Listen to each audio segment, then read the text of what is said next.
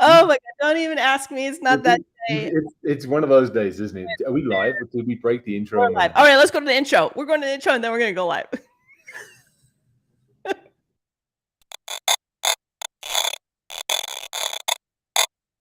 Welcome to What the Fuck Did I Just Read? The Tech, Sales, and Marketing Edition. This is going to be a blast. This isn't just a podcast to have a conversation. This is a podcast to affect change. It's kind of our outlet for therapy, to just let it rip.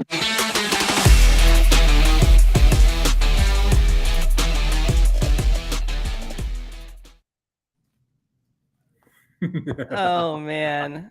This is what happens when you get up 12 minutes or 14 minutes before we're meant to go live.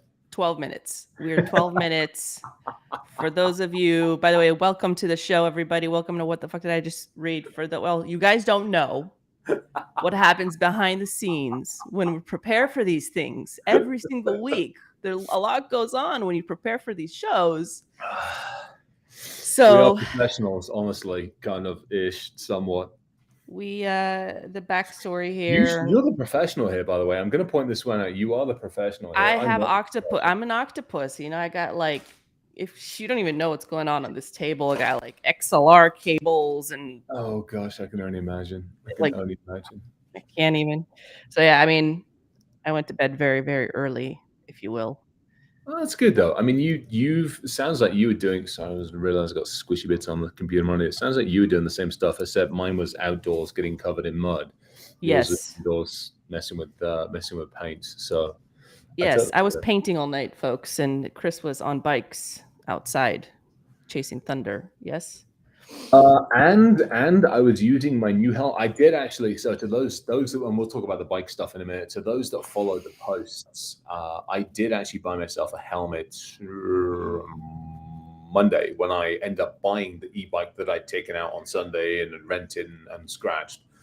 So ended up taking the bike out Monday without a helmet. But Tuesday, I'm like, I'm going to wear the helmet, which is probably a good job I wore the helmet last night because I cracked it and broke it.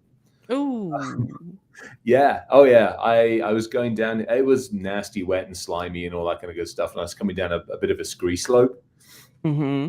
And I'm still getting used to that bike. The bike is heavier because it's an e-bike, so I'm used to my lefty. And the lefty is like weighs as much as my left leg, pretty much, if not less than my left leg. And it's ridiculously chuckable. I'm not used to the mass and how chuckable the trek is. So I'm coming down this damn slope, and the slope goes down, and it kinks left and then kinks back over to the right. And as it kinks right, there's a freaking rain channel down the scree slope, and I hit the rain channel. And rather than being able to pop the front wheel up, I just hit the rain channel and I went, whee! Oh! So I landed, I did a somersault as best as I can recollect, and winded myself and cracked the back of my helmet, basically the back right here. So, damn. Yeah, I'll be buying a new helmet before I go back out on that biking. And the bike's in good shape. My right leg's a bit knocked up. My right shoulder's got a scrape. I'm a mess, but I had so much fun. I mean, if you had fun, that's what's most important, and you're intact. So I had so I went out to out my neck of the woods. You got Golden, Colorado, which is and there's a gorgeous tabletop mountain, and there's this stupid slug to go up it. There's like up at about this. It feels like it's this angle, but I think it's probably more like this angle, and it goes on for 3/4 of a mile or something stupid. Mm-hmm. And so normally getting up there, by the time I get up to the top of that thing, I'm like, my lungs are like, what the hell are you doing? And my legs are like, why did you do that to us? And so I got to the top this time, and I'm like, oh, that was fun. And I just kept on going and kept on, and I came down the stupid thing, and then I went back up, and that was my mistake. I went back up the top of the scree slope, and I'm like, I don't really feel like doing an entire loop because I was already saturated wet because it was raining and thundering. I was already soaking wet. I was head to toe in mud. I got a picture of me. I was like head to toe in mud. And I'm like, I'm just going to go back down the scree slope. And that was my mistake. My mistake. Oh, man. I should have paused longer, should have waited in a shelter place for maybe 10 minutes to let everything cool down and relax a bit. But I went back down. And so I'd been out for like an hour and a half, dicking around on top of this tabletop like an idiot. And I probably could have navigated it if I'd have been less tired and more like whatever on tune. But yeah, so yeah, new helmet. Oh, well, I'm again glad you had the helmet and that's what took the fall for you. Yeah, Be careful and bring up those photos. You have the battle photos. Bring those up. We I'll could stick bring them on them a up on the LinkedIn post. show. I'll stick on a LinkedIn. But actually, you know what I'm going to do? Here's a question for everybody that's listening. I was going to put it on LinkedIn. So I used to put a post out about once every week, once every couple of weeks about weight and health and stuff like that. And I got out of the habit, especially with all the diabetes and the other stuff and the kidneys and cancer and crap. I kind of got out of the habit of doing that. Mm. Partly for my own mental sanity, to be honest. And I'm thinking about going back and doing like about a weekly post on Old Guy on Bike and doing something like that, because it's trying to encourage people, because I think it's useful. It's something very okay. Yes, keep doing this. All right. So I think I probably will do, because I mean I'm stopping. The nice thing about this is I'm deliberately stopping and I'm taking a space and I'm taking a couple of pictures. One, because I'm sending them to my mother because I don't have Twitter anymore. But it's one of those things where I think if it helps and encourages and goes, hey, look, this old fart who's got all the stupid shit going wrong with him can still get his ass out on a bike and still enjoy the bits of life and go further than absolutely Muhammad. Okay, all right, so there we go. All right, Old Guy on Bike will be a once a week-ish feature on LinkedIn. So I'll do it. All right, thank you. All right, we got it. Yeah, and I'll give musings and thoughts and the occasional new cracked helmet, apparently. Oh man, be careful. Be careful. It's me. I bounce. My right leg is looking a little war torn, but I survived and it's fun. I know how to. At least the other thing the military teaches you, it teaches you two things. The military teaches you how to take power naps, and it's a beautiful way of doing it. The military I need to learn that, apparently. The military is really good at also teaching you how to tuck and roll properly. That I also need to learn. That. Yeah, when you get to live fire, like dry fire stuff, whatever, you get hit by cardboard or hit by a bits of shit, it's not bad. But yeah, live fire, you get your head down real fucking quickly, especially out in theater. So yeah, if nothing else, the military is really good at teaching you how to tuck and roll properly. Oh man, I have much to learn apparently in life. Oh, it's live fire is the third one because I have a wife. So no, you don't want that. yeah, it's not something that any person who, yeah, we shouldn't have to. All right. What do we got? What do we got? What do we got? We have a lot on the plate today. We have T-minus 1 week until a lot of us are out at this big shenanigans of a show called Hacker Summer Camp. Yeah, pretty much. Man, it's gonna be a week. It's gonna be an interesting, and for anybody listening, anybody that is going and anybody that watches this, we're not joking. The one thing, so DEF CON runs something called DEF CON 101, and there's some amazing people over the years that have actually hosted DEF CON 101. But there's a very, very simple thing. It's that 3-2-1 rule: 3 hours of sleep, 2 food, two meals, and 1 shower. And it all comes back to that humanity and self-care thing. Because I mean, good grief, the amount of years I've been going, you go and you just get this tunnel vision, and you don't think about things. You end up coming away from it hurt, injured, tired, wiped out with con crud and all sorts of other things. And so often that's just because we haven't looked after ourselves, or we haven't gone in and planned. Like for the last several years, and it hasn't been a long time, for the last several years, I've planned my week out pretty efficiently. Now things change, shit happens, but at least I know where I'm going to be, what I'm going to do. I know I've got meal breaks in there. I know when I'm going to crash and go to sleep. I know I'm still going to stay up till stupid hours in the morning doing absolutely ridiculous things at least once or twice while I'm out there. No, my manicure isn't. I lost a nail. I damn well chipped one of my damn nails. So I'm actually going back in before this week, and I'm going to go get another manicure. Thank God this is recorded. That's going to be part of the trailer. I lost a nail. I was in a meeting the other day, and I'm like, God damn it, I've chipped my nail polish. And I looked around, and I'm like, yeah, you're probably not going to hear that from a CISO too often. I wish you would hear it more often. Let me rephrase that. I wish we would hear that more seriously often. Yeah, that's true. Oh my God. What are you most looking forward to next week? Family. Family. Same. Truthfully, catching up with family. I mean, you and I were going to do the podcast live from next week, which would be fantastic. Yeah. I get to catch up with all the stuff that you're doing on various other dates. I get to catch up with my Tinkerer family, which is always amazing to do.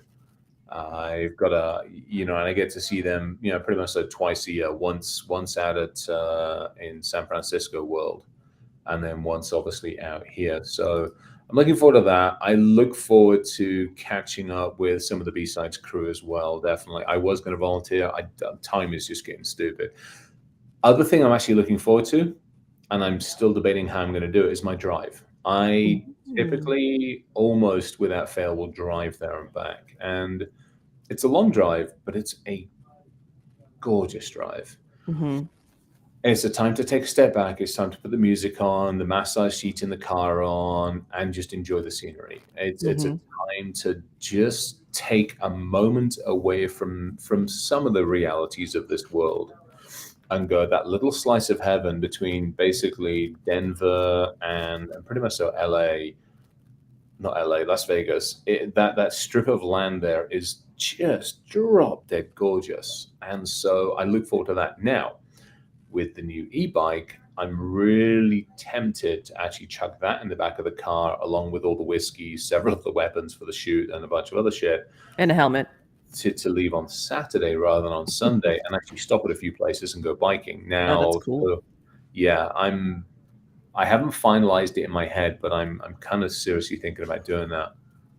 Yeah, that's a great idea. Take pictures. The drive from California is not so pretty. Yeah, that's a bit of an icky drive, but I mean, we got giant thermometers and alien gas stations, apparently. Yeah, no, we have. It's only that last hour. Once you get outside of, you go past like the Beaver and a bunch of other places, and that last hour when you come out of the hills into Vegas is iffy. It's kind of boring, but the preceding, depends on how fast you're driving, 7-ish hours are just drop dead amazing. Yeah, amazing. Well, safe drives. Super excited to see you. I'm also really looking forward to seeing family, seeing friends, hanging out, bringing my family, bringing my girls with me. So that's exciting. You're bringing the crew. Yeah, I'm bringing the crew. All right, so let's go get into it. Today we want to talk about the note before you go, folks. We're going to talk about etiquette to engage with security practitioners at Black Hats. And I want to get into it. Let's go down the list, the do's and the don'ts. What should we be doing? What should we be not doing from a sales marketing perspective at the show?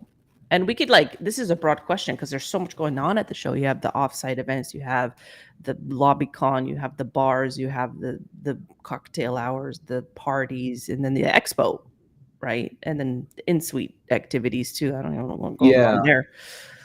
I think there's a few things. And I'll actually start. There's a few things on the top of that. I should have written some of these down. So first and foremost, there are 1,000 parties going on. Do not expect everybody you invite to turn up. I mean, over invite, under appreciate who arrives. There's very few exceptions to that rule. There's a couple of amazing ones. I know the folks over at IO and obviously the Tinkerers Drinks and a bunch of others. They will be busy and all that kind of good stuff. But there are 1,001 parties. So do not pressure people into appearing, going, hey, we're doing something here. We'd love to see you if you get a chance. One of the best ones I've seen, and they did it at RSA, and I think they're doing it again out in Vegas, is the morning after breakfast, which is actually a fantastic. Sam T. Yeah. So I love that. It's a real fantastic hangover bar. There we go, and I like it because it's more chill, more relaxed, and it's an absolute recognition of the fact that everybody's like, oh, I've got to get up, I've got to present or talk or be somewhere or whatever. Therefore, just a quick stop off and go. So I think it's definitely, for me, that big one is if you are laying on a party or at a table or whatever, just be very cognizant, and especially be very cognizant of the fact that people don't want to talk sales there. They just want to mingle with family. I mean, you heard from both Danny and I could pick 10,000 other people and ask them, why are you going to Vegas? And 9,000 of them will turn around and say, because they want to see family. Mm-hmm. Of those 10,000, maybe only 100 want to go, I want to go see vendors. So just be very, very well aware that you are not necessarily the priority. You are the reason everything's there, but you're not the priority. So just castle that around that it's not a sales opportunity, it's a family opportunity. But I want to interject here because you said something very, very interesting, and I Yep. gotta noodle on it. Oh yeah. Out of the 10,100 or maybe interested in the solution, what factors actually do influence you though, and your decision in engaging with a vendor at events like Black Hat? I think it's a lot of it is it's two things. It's one, actually, let's start with the easy one. It's does the booth catch the eye? Yeah. Now that's a tough one because the overstuffed, overblown, I've spent $1 million on this space booths suck. I don't like them. They're too glitzy, and most of us, especially in leadership positions, don't deal well with that. It's the more subtle things. The eye-catching thing is also a very subtle thing as well. If it's got too many buzzwords, in other words, if I walk by and it's nothing but a wall of buzzwords, I'm going to keep on walking. If I walk by and your 5 to 10 second elevator pitch on the side of your booth does not actually explain to me what you do in English language, I'm going to walk by. If it doesn't resonate with what's on my hit list for the next 12 to 18 months, I'm going to walk by. Right. If your booth people appear disinterested or overly interested, I'm going to walk by. If you've got people sitting there on booth duty that are doing nothing more, that are like, I mean, how many times have we seen it? You're sitting at a booth table and they're doing this. And they're like, okay, I'm done. I'm not even. They gotta keep up with their lead tracker. Now, the flip side of that, if I see somebody that's drooling at the side of the chops and is sitting there ready to try to like literally noose me in, I'm gonna not walk by. I'm gonna run by. Yeah. Oh my gosh. Or you could bike by. Oh yeah, yeah. And so it's very much what. George. It's an interesting one because I mean it's visually appealing but not overly like whoa, what the fuck. I mean this is why we do this. This is why we do this. It's yeah. I think that's a good list. Yeah, I mean, but again, it's the same stuff we've been saying. Yeah. All too often, especially on the leadership folks, the people like us that are running around with the checkbooks, if I see too much over-promising on delivering, or if I see too much bullshit, or I see too many buzzwords, or I see too many absolutes. At that point in time, oh yeah, there we go, perfect, Chris. Yeah, that shit. Can I scan your badge? One, my badge is always in my pocket, so the chance of you knowing who I am, unless you know who I am, sucks. Secondly, Chris is so right. This "can I scan your badge" is fucking bullshit. And neither do I want to play scan badge for swag. One, I don't want to carry swag around a freaking conference. Secondly, the socks that you sell me are no use for my damn Vibrams. And thirdly, I would rather you don't sell any fucking swag and you don't give any swag away because so much of it ends up in the damn landfill. So quit that shit and donate money to a fucking charity.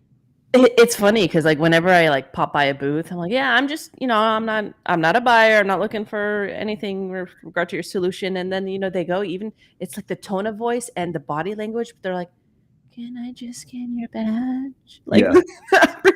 I'm like, no, like I just told you I'm not even qualified. Like, but can I scan it? Yeah. So they know that it's bullshit. Well, I think that's another thing. And Chris just said it. This goes back to quantity over quality. Yeah. And it also goes back to the folks that are on booth duty. Let's be very, very honest on this one. If I walk up to a booth, I want to have an intellectual conversation.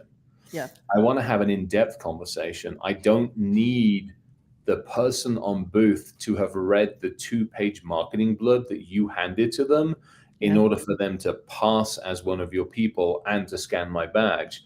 I want somebody around or on duty or that I know I can come back to that actually has knowledge, deep knowledge as to what the hell is going on.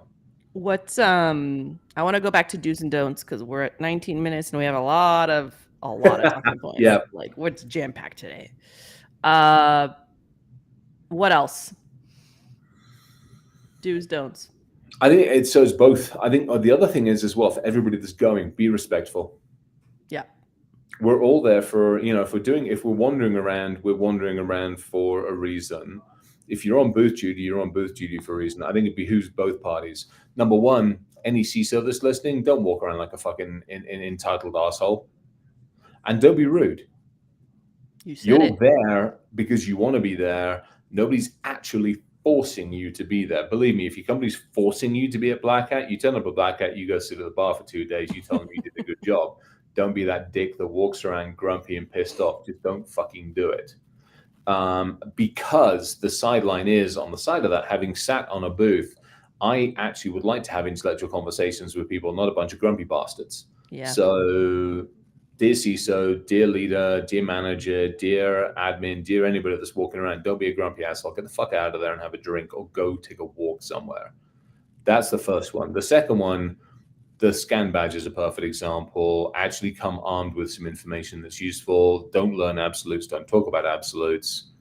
And I think just be respectful. I mean, the thing is it's back to that being respectful. There are things I'm going to want to go out to Black Hat and talk to people about. Yeah. Quite honestly, I don't even know if I'll do the floor because I don't have an expert pass. I can probably go make my own, let's face it. But I don't have an expert pass this year. I didn't even bother. I've not even bothered asking or getting one. I've got enough meetings outside that I'm going to do all of my talking outside of there. I think that's most of the thing as well. I think another thing to add for sales and marketing folks is engage with people, engage with buyers, ask questions. Like, it's a perfect opportunity to do research. Yeah, that's a good point. Like, even kind of listen in, look at go to Innovation City. Is it called Innovation City still this year? I don't even know. Look at like kind of maybe like tune into like conversation. I know it's eavesdropping a little bit, but like tune into conversations, listen to what people are talking about. Listen, ask questions, get feedback, establish relationships through that feedback channel, right? I think that's super powerful, especially in person. Yeah. Because again, let's face it, like you said it, out of 10,000, 100 are actually going to potentially evaluate your solution and buy something, right? I don't know if that stat's accurate, but like, that's, I would imagine, let's just give it 10%. Yeah, like 10%. Let's be generous and say 10% of people actually are going there to evaluate and buy. Like, how many marketers and sales folks actually kind of like assess the floor too, from an events perspective? And George and I did it at RSA. I mean, I don't know if I want to do it again, to be honest. But that's like, what you do is a lot of work. How many of you actually assess the floor? Okay, well, what should we be doing different later or in the next event that's actually going to bring ROI to us as a company? So I think that's another kind of do. Don't get sloshed. If you do, that's a biggie. Yeah, know when to step out. Yeah, that's a huge one. I've been at vendor dinners when the vendor had a few too many. Yeah. And at most, I mean, especially if I'm driving, I'll have one. I mean, that's it. End of conversation. And at that point, now I'm sitting there on one drink, and the vendor's sitting there half a dozen in because it's on their tab or somebody's tab. I have no, and especially again Vegas with all the behavior that goes on there. It's like, just be aware as who's watching you, because some of us, getting caught naked in the fountain is actually not a bad thing if you're going to do it at DEF CON or B-sides. I'm actually perfectly okay with that. Black Hat, probably a little less so. Oh, googly eyes, that is one of the do's. Go to where's my? I know where my bag of googly eyes with. You have to go to DEF CON with googly eyes because all of the statues in the fountain have to have googly eyes because normally security replaces them like every 5 fucking minutes. So everybody needs to walk around with a handful of googly eyes and put them on all the pictures and all the fountains. Please do this because it's a must. Yeah, I'd forgotten about googly eyes. Holy shit, I need to get googly. What are we on today? Wednesday. I can get googly eyes on Amazon. Who's talking? Oh my goodness. What is another one? Have fun, hydrate, get rest.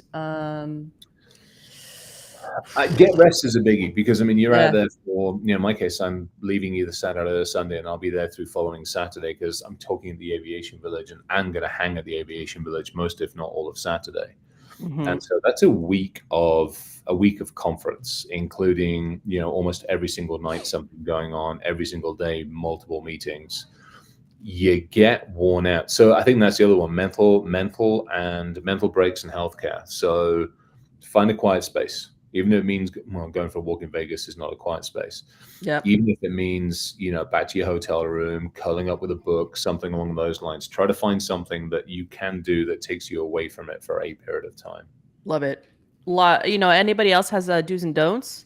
Let us know in the comments. Link them. Gary actually wrote a manifesto. He updated the manifesto. What you should do with Black Hat. I haven't seen the latest manifesto.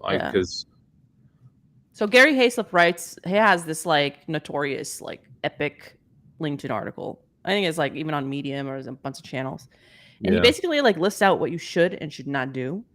And he updated it for Black Hat. And unfortunately, I don't know if you did, but I didn't send him the any recommendations to add to that. But super great article. We could link it here. I'll find it. I'll link it later after the show.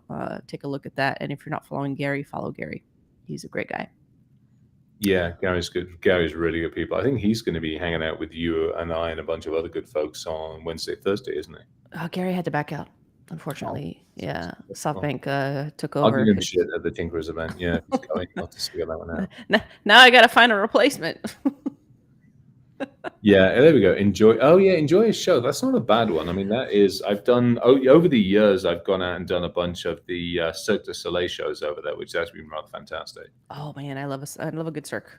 I think I'm going to do O this year because it's. I did that several years ago. It's Tal's birthday, and I'm going to take her or fantastic. That or like Magic Mike. I don't know, so we'll see. Yeah.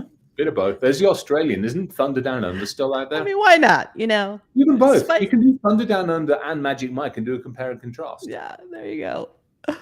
Okay, so I do want to talk about activity leading up to events like Black Hat. So can you share like any experiences? And this we know, you shared the YouTube video with me, and I shared it with Maria, by the way.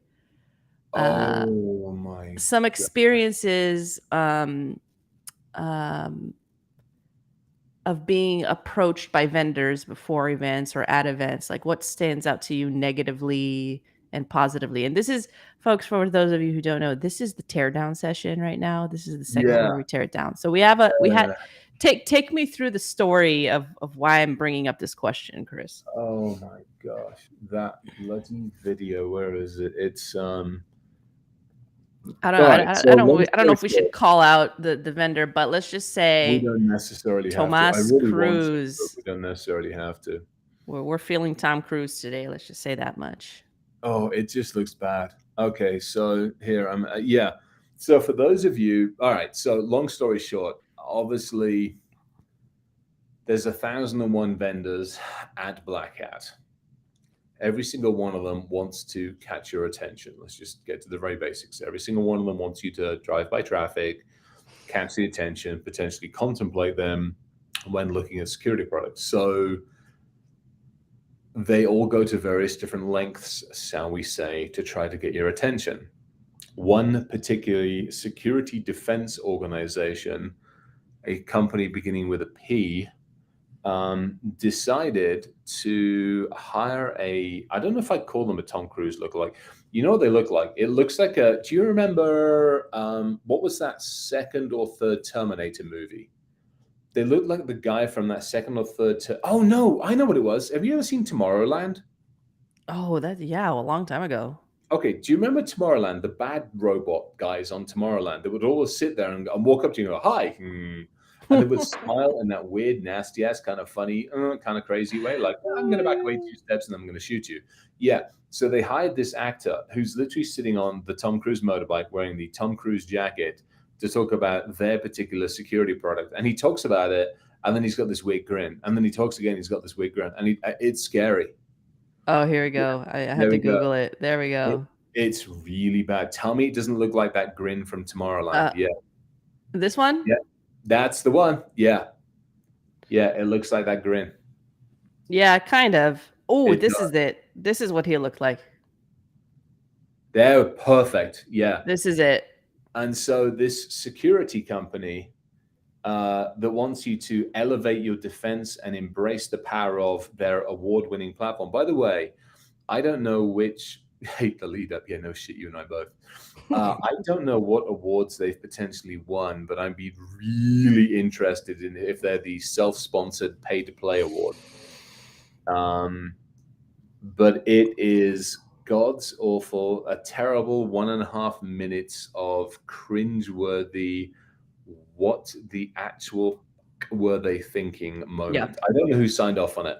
Yeah. I really would love to know. And I know the CEO of this company and a few of the other folks, and I really want to take them aside and go,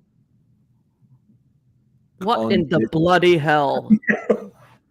give me the name and the address of your marketing person, because I will put them out of my misery. I actually did scroll down to see who this marketing person is. That's what I did. I was like, what the? Oh, good. Because I mean, like, that had to be a chunk of change to do something like that. Somebody signed off on it. This is the other thing. Somebody looked at this in a boardroom and went, "Oh, this is splendid. Let's put this out on the internet." So, what was the problem with that? Let's break it down, and then let's talk about kind of a build up. And I have a concrete example that I think would resonate with you all today.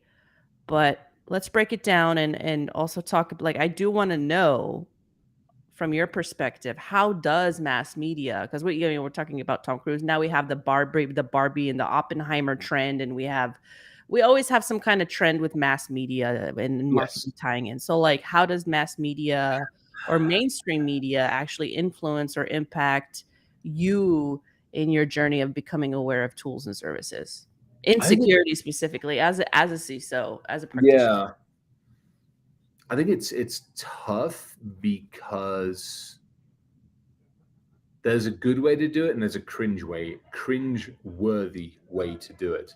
This to me was cringe-worthy. This to me, so I don't have a television. I mean, I've got big computer screens and I've got 80-inch monitors and all that kind of stupid shit, but I don't actually have television. And I don't have television because most TV programs treat you like an idiot, especially in this country.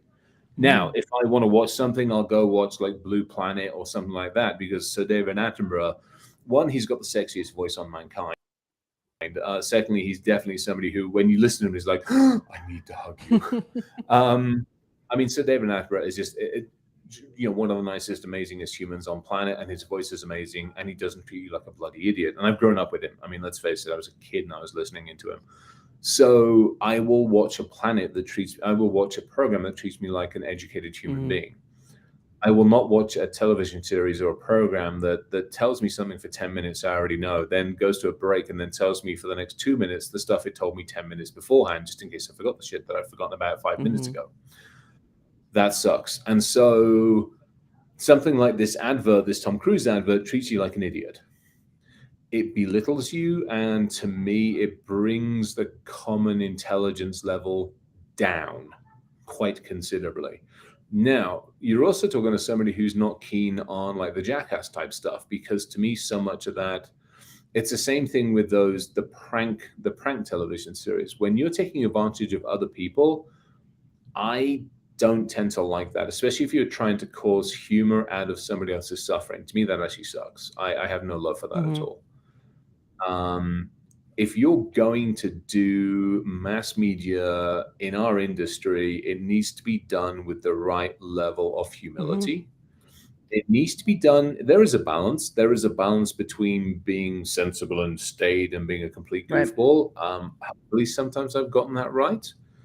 But this is where you look at the Neil Gaiman, Terry Pratchett, Douglas Adams level of fun humor, like that dry, sarcastic, but also treating like an educated human being level of humor.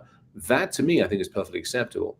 That to me is where you're looking at your audience and you're assuming they're educated, and you're assuming, even if they don't know your industry, that you can explain it in a way that they will actually understand it. This goes back to, so a perfect example of this is, again, you go back to DEF CON and you go back to Black Hat and RSA. The worst example I ever saw of this was these fishing games. So you have a booth and there's somebody there going, it's a fishing example, but they literally have an envelope on the bottom of the fishing line and everybody's trying to grab it and all this kind of stupid shit. And I'm like, you assholes, you're making an absolute mockery of this industry. And for me, it's like, if I could bring, so the way I always look at this is, let's go take 100 victims, 10 victims. Let's go take 10 victims of fraud, of cybersecurity, who've lost their passwords, lost their identity, lost their savings, lost their healthcare, their medical, their records, and whatever. Let's take those people and walk them around the floor of this conference. How many of the booths would they look at and go, what the fuck are you doing? You screwed me over. And how many of them would be like, okay, thanks for trying. If you fall into that category of what the fuck, you really should go look in a mirror. If you fall into the category of like, hey, yeah, we're trying, then I think that's okay. And the same thing goes for the media. Like, I take 10 victims of identity fraud and show them that Tom Cruise lookalike bullshit. They're going to turn to me and they'll be like, really? That's what you're doing to try to help me? Right. That sucks. Right. I do want to talk about good examples because everybody likes a good example. Yeah. You've got I got the one. And I like it. I think it's I got the one. Yeah. And if you can think about another one where you saw kind of mass media or mainstream in a marketing campaign or use in sales messages, let me know. But there's one that really stood out to me. I think it was a few years back. I don't remember when. I got to take a look at the timestamp. But do any of you remember the campaign 1Password put out with Ryan Reynolds? Because that one to me was really well done. High production value, obviously. And I'm not saying like, okay, go out and hire Ryan Reynolds or a super actor, right? I mean, that's a chunk of change. But the way that they structured this campaign, the way they did it, I think was really well done because of 4 reasons. And I want to break them down here. So for me, I think they captured elements that were critical to success. One, there was humor and charm. I mean, Ryan Reynolds is the pinnacle of humor and charm, in my opinion. I think so. And it's never done rarely done in a belittling way. Yes. Unless he's yelling at a soccer player in the ad, which is fucking hilarious. Yes. So I think that in and of itself, super memorable, super engaging. He's memorable and engaging. So I think that naturally super fits into humor and charm. Second is the celebrity appeal, right? Everybody wants a celebrity on, but he really does that superstar, has that superstar celebrity appeal. Who doesn't want Deadpool on an ad with him? Right? There's star power there. Trust and credibility. He's credible. He's not Tomas Cruz. He's Ryan Reynolds. Okay. We know that he has a reputation of being trustworthy. He does a lot of ad campaigns. He's on LinkedIn. He's on, he has a bunch of different businesses. He's an investor. So that in and of itself creates trust and credibility in the service, in the product, right? And I think this last one is super critical, is in that he's personally involved with 1Password. He's an investor. He's part of the company, right? He's not just a spokesperson that was hired. He's involved, right? And that's, I think, the big one as well, is you need somebody that's vested into this whole thing, because it sure as hell shows through when they're not. So that adds that level of authenticity, and right, like, we're part of this mission, right? Ryan's part of this mission of expanding the visibility of 1Password, making it super clear to the audience, the end user, the value of 1Password super simply and in an engaging format. So I really thought that was a well-executed campaign. Bravo to the CMO and the marketing team that set that up, and bravo to Ryan Reynolds. Hopefully he's watching. So take a look at that. I'll drop the link. There are 2 videos that I like. One is the initial campaign, where he's with the soccer team. The second is when he's with his password manager, a physical password manager, and she's giving him those hilarious Ryan passwords. So I got a good one for you. And I knew there was one out there that I really liked, and I couldn't remember where it was, and I just found it. So for those of you that are close to YouTube at the moment, Google Checkpoint Nachos malware edition. Okay. I knew it was going around somewhere. We'll definitely do that. And for those of you who have other good examples of ad campaigns or messages or anything mass media, mainstream media, used in campaigns or just to persuade and engage folks, plug those in here, Because I also do want to ask the audience, like, if you are in a limited budget, because lots of folks are in a limited budget right now, but you still want that wow factor, the celebrity appeal, or the mass, use of mass media, right? What is the option, right? I just sent it to you on text, so you'll get on text if you want to come paste it. It's actually a really freaking awesome one, and I like it because, again, it's got humor, it's fun. It is also, what I liked about this one is accidents happen. We all know that stuff happens, stuff occurs, and this is just the most perfect example of that. Have a watch of it. I think you'll love it. All right, yeah, I'm placing it. I like it because, again, it's got humor, it's fun. Chris. It is also what I. All right, I gotta get out of there. I'm on my mobile. Chris, how dare you? I love the fact we're live on this stuff. This works beautifully. I was gonna just say. Yeah, let's not do that one. Yeah, good grief. I think a couple. Yeah, again, okay. So this is that's a perfect example of that one. I think this is another one where I think annoys the hell out of me because I know how much it costs to sponsor an F1 car, having raced and done other stupid things in my life. Having raced and done other things in my life. Or you could sponsor Justin Razor, he actually builds cars out of scrap. By the way, I'm probably totally butchering this. Justin, I think you're on today. He actually has an audience first sticker on his car. This is really cool. Sorry. Oh yeah, that's awesome. We do that. Colin Fuse is another good one. He's British civilized gentleman. Who does crazy stuff like that. Yeah, take a look at the Nacho Malwa ones are fun. Yeah. No, I think there's a way of doing, and maybe this is just me. It is very possible that it's just me, because I'm let's face it, I've got the old man kind of attitude going on. So it's very, very possible it's just me. There are certain types of humor that just fall flat. And this award ceremony thing I was at last week was another one of those. Which is another one of those, like, I'm sitting there watching some of their adverts and I'm like, these are absolutely terrible. Treats you like an idiot. And at that point, I switch off. I got no time for you at this point. So, well, there's lots to learn from examples, Yeah, there are ways of doing it with, it's the integrity thing. It's you do have 5, maybe 10 seconds to capture my attention. Yep. But you're not going to do it by making a fool out of yourself. You're not going to do it by making a fool out of me. You sure as hell aren't going to do it by over-promising and under-delivering, because, well, welcome to our industry. We're sarcastic and unfortunately have been well bruised over too much of that occurring. So I think it's going to take something pretty special. I mean, no two ways about it. And no, free socks won't do it. So I think it is that operating with honesty and integrity, and that does shine through. There are some booths. A perfect example. I was in RSA. I was walking around the bleachers, like the cheap and cheerful seats of the booths, and there are a couple of companies there. Apricom, who does the heavily encrypted USB drives. Those folks were there, and I loved the booth. The booth was nice and simple. It had very simple but very eloquent messaging. It was straight to the point. It was exactly what we do. There was no bullshit, no messing, and basically it said what we needed to hear, and I loved it. And so I walked up and had a very intellectual conversation. That was perfect. Now we use them here. We basically wiped out any other USB stuff and said, this is what we can use. This shit ain't that hard.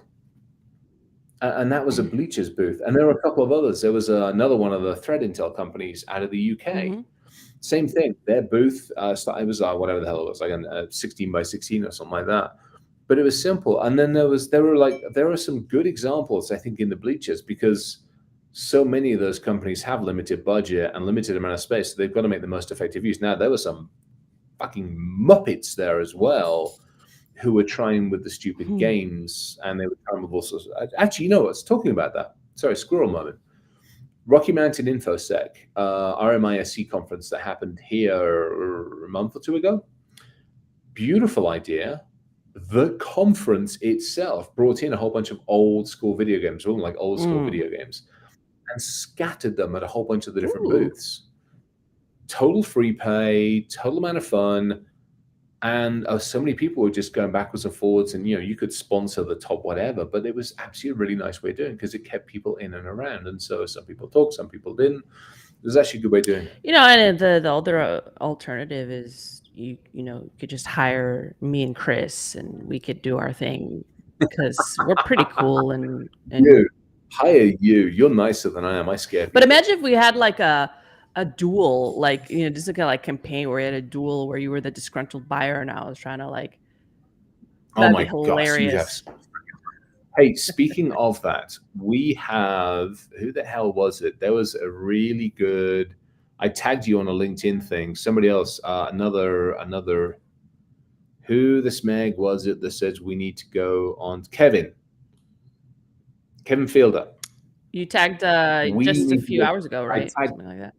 Yeah, he's over in NatWest, CISO over there as well, and I loved it. He put a really nice post, kind of like in the same level as you, actually way nicer than I am, and in the same level as like you and he. I loved it because it was another one of those, look, here's how to approach me, here's what to do, here's what not to do, and here's why. And I absolutely freaking loved it. So we need to get Kevin on the show at some point in time. Definitely.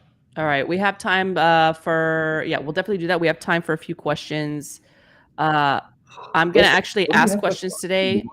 Given I'm pressed for time. Sorry, folks. Folks.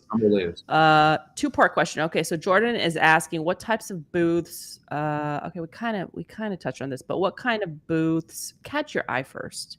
And can a company ride the wave of trend? Oh gosh, I don't even want to answer that one. Can the company ride the wave of ride the wave of a trending movie like Barbie? Or should they focus on being original? I mean, I think they probably can. You could probably write it for a short period of time. I would hesitate against it because most of us are sarcastically out of Cyber Reason did it with their freaking digital owls and they plastered it all over RSA. It was almost like a transformer thing, and so many of us wanted to take them outside and just beat them upside the head with a wet haddock. Okay, well, I mean, Transformers I can understand, but like would Barbie resonate? Maybe from a nostalgic perspective. I don't know. Like for sales or security folks, I don't know. Like, and I just think it's just beating a dead horse. Everybody's doing it. It's not original. But you'd have to be original. I think that's the big thing. You'd have to be, quite honestly. Okay, so here's the other thing. Think about it this way. So many of your buyers grew up in 70s, 80s, 90s, and the 1000s. I mean, I get it. So you want to come out with something fun. I've seen some good Lego ones. I've actually seen some like good. So a couple of folks have done some good Lego figurines. I mean, you turn up at a conference with a big ass bucket of 100-gallon bucket of Lego and say make whatever you want. Good God, I'd never leave. I'd be there I'd be making shit up. I mean, that's what we've been doing in the industry. But I think that would be fun. I think there are definitely ways of being unique, but you got to be really careful. And again, if you're going to do it, this is where you grab Danny. Like a plug for Danny. This is where you grab Danny and go, hey, Danny, do me a favor. Get your team of sarcastic CISOs together. We have ideas we want to run by them. And the Tinkerers, we do the same thing with the Tinkerers. I mean, it's the same kind of idea. It's like, you put money in, you put money to charity, and you get a bunch of us together and we're going to give you our opinions. And you can accept them or not. It's entirely up to you. I just, I had an idea for like a roundtable live virtual sarcastic CISOs. Welcome to the show. That would be the name of the show, Sarcastic CISOs. Anyway, we didn't answer the first question. Is what kind of booths? What kind of booths catch your eye? Yeah. That's so from my standpoint, for me, it's the simpler the better.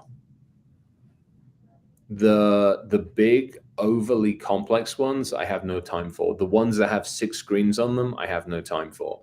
The ones, there are a couple that I've seen at the conferences, which are almost like a back to nature kind of thing. There's actually a couple of really, really nice ones that I've seen at conferences where it's like lighter woods, some greenery in there, basically something that doesn't look like another freaking custom, out of the box booth. There was one that almost looked like a small forest that was actually really, really nicely done.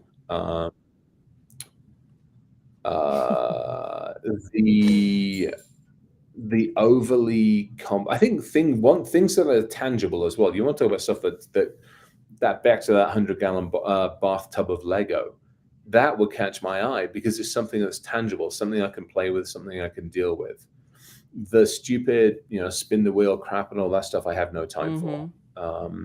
And again, I think it's treat me like an adult, and I don't need to be sold to in the same way as I'm walking up and down the washing liquid aisle in Whole Foods. I don't need that Right. crap. Because you and the 1,000 others looking exactly the same, you stand out by not standing out, if that makes any sense at all.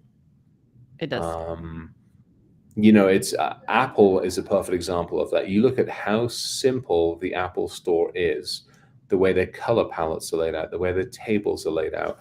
They are laid out in such a way that it takes that stress level down.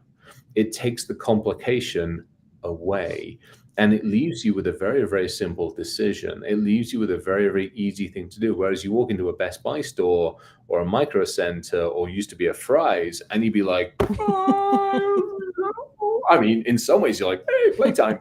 But in other ways, the inner you, the mental health part of you, is screaming and curled up in a corner. Right. Whereas same thing with a booth, you walk around all these damn booths and my mental health indicator pegs after like the first 20 steps.